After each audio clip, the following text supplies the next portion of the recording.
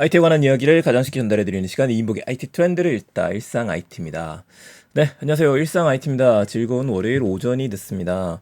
오늘은 재밌는 소식이 없을 것 같아서 사실 좀 빼먹으려고 했었는데 세 가지 재밌는 소식을 발견을 해서 바로 좀 전해드리려고 해요. 하나씩 보도록 할게요. 제일 첫 번째 소식은 저희 코너에서 여러 번 다뤘던 소식이긴 하지만 한 번 더 나왔으니까 이야기 드립니다. 드디어 기아의 EV9 전기차가 공식 출시가 됐어요. 야, 이제 오늘부터 여러분들 구매를 하실 수가 있는데 홈페이지에서 충분히 보시는 것도 추천은 드립니다. 저 같은 경우에는 서울 모빌리티 쇼에 가서 직접 눈으로 보고 왔었는데 생각보다 넓었었고 마음에 상당히 들었었습니다. 그 아시는 것처럼 저 같은 경우에는 전기차 모델 Y를 타고 있고 차박을 좀 좋아하다 보니까 관련해서 좀 많이 좀 보게 돼요. 보면은 전체적인 형태는 비슷한데 이 박스 형태가 가장 마음에 드시거나 필요하신 분들이라면은 짐 실을 때 이 박스 형태가 좋죠. 그러니까 짐이 많으신 분들, 여행 가실 분들 이런 분들한테 좋지 않을까 싶습니다. 쭉 좀 보도록 할게요. 기아 EV9이고 금액은 7,840만 원부터라고 써 있기는 합니다. 뭐 유의사항 이런 것들이 있는데 이건 천천히 보도록 하고요. 재원 가격표를 봐야겠죠. 얼마에 나왔는지. 잠깐만요. 재원 제대로 나왔으니까 볼게요.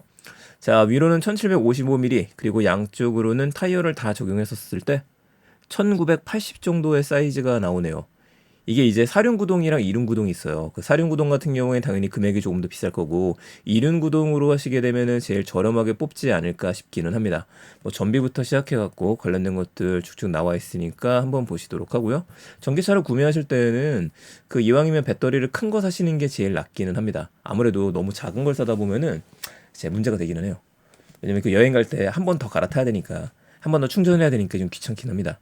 자, 지금 EV 구매로 들어왔는데, EV9을 판매를 한다 그랬었지만 제가 지금 들어와 있는 게 전날에 녹음을 하다 보니까 그래서 지금 구매가 정확하게 뜨지는 않습니다. 설명되지 않죠?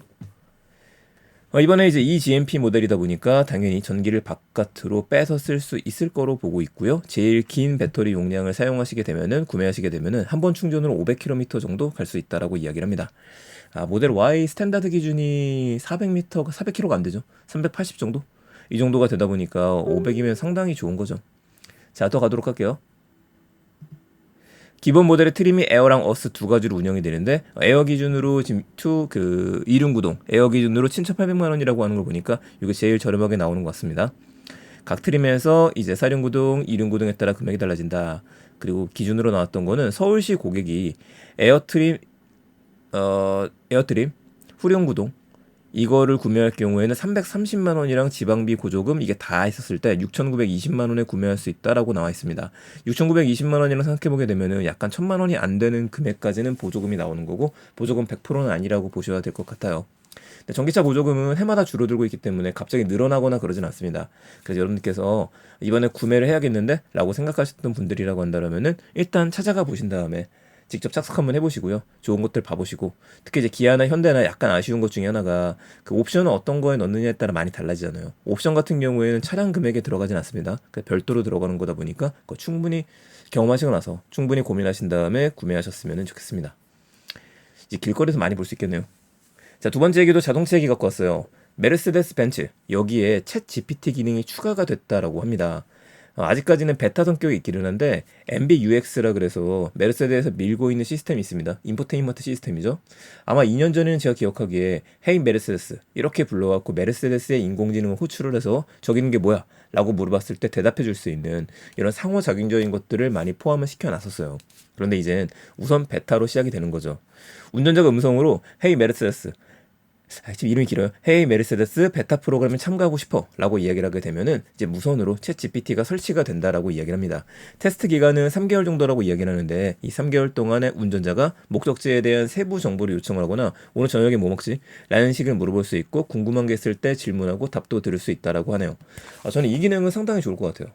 무엇보다도 음성으로까지 TTS 기능으로 얘기해주면 좋다라고 생각이 드는 게 제가 운전하다가 가끔 그런 생각 들거든요. 이 졸릴 때 말동무가 있었으면 좋겠잖아요. 근데 이제 누군가한테 전화해서 말하는 것도 한계가 있다 보니까 그럼 지금 챗GPT에 음성인식 들어가는 기능들이 있으니 이거를 사용하면 조금 더 편하게 쓰겠는데? 근데 아직까지는 아쉽게도 스마트폰에서 말을 할 수 있는 기능까지 들어가지 않거든요. 계속해서 업데이트가 된다는 이야기를 하지만 그것만 된다라면 운전할 때 편할 것 같은데 메르세데스가 그 시작점을 먼저 보여주는 게 아닌가 싶습니다. 그 생각해보니까 제가 지방 내려갈 일이 있는데 이번에 내려갈 때는 노트북에 연결을 해가지고 중간중간에 졸리면은 걔랑같이 답을 하면서 물어보면서 가야 될 것 같네요. 괜찮을 것 같은데요. 제가 먼저 테스트 한번 해보겠습니다. 참고로 빙 같은 경우에는 가능하죠. 빙은 20번 대화라고 나면은 대화가 누적이 안 된다라고 하는 단점이 있기는 하지만 그래도 꽤 쓸만하니까 빙도 같이 한번 써보셨으면 좋겠습니다. 자, 오늘 마지막 얘기입니다. 메타 퀘스트 얘기 갖고 왔습니다. 메타가 VR 헤드셋을 갖고 있고 VR 헤드셋의 이름이 메타 퀘스트죠. 그래서 메타 퀘스트가 기본 모델, 메타 퀘스트 프로가 나오고 다음 달 정도, 아직 9월 달 정도는 메타 퀘스트 3가 나온다는 얘기를 했었는데 이용 연령 제한이 13세로 돼 있었어요. 근데 10살까지 낮추기로 결정했다고 합니다. 그러니까 초등학생이 써도 되는 것들이죠. 이 논의가 계속되고 있는 가운데 이루어졌다고 이야기를 하니까 이거는 좀 자신감을 보여주려고 하는 것 같아요. 물론 이제 10세 이용자들 같은 경우에는 부모들이 콘텐츠를 확인하고 이용 시간도 제한할 수가 있고요. 광고 노출로 시키지 않겠다. 이런 조건들을 좀 달아놓기는 했습니다. 이거를 보게 되면은 메타가 지금 노리는 게 뭔지 보이는 거죠. 어차피 메타 쪽에서 저도 교육용 콘텐츠들이 굉장히 많다 보니까 흥미로운 것들을 보게 됩니다. 이런 것들을 그냥 대놓고서 이제 아이 교육용으로 좀 쓰자. 이래서 이쪽 콘텐츠에 힘을 실어주지 않을까라는 생각이 들고 동시에 한 가지 더 생각해 볼 수 있는 거는 이 시력 저하 문제라든지 눈이 나빠지는 것들에 대해서 부모님들이 굉장히 두려워하실 거거든요. 저도 그렇고요. 근데 그런 것들을 어떻게 해결하려고 그러는지 이거에 대한 얘기들이 전혀 나오지 않아가지고 관련된 얘기들도 다시 한번 물어보고 답이 나와야 되지 않나 싶습니다. 자, 오늘 IT에 대한 얘기 제가 세 가지 소식이었습니다. 기아가 EV9 전기차 공식 출시했다는 소식, 메르세데스 챗 GPT 적용에 대한 이야기, 메타캐스트 10살부터 사용 가능. 세 가지 기억해 주시고요. 저는 내일 또 더 재밌는 이야기 가지고 찾아뵙겠습니다. 오늘 제가 목이 좀 가라앉은 편이라서 좀 또박또박 이야기 드리지 못했는데 이 점 양해 부탁드리겠습니다. 내일 뵙겠습니다. 좋은 하루 되세요. 일상 IT였습니다.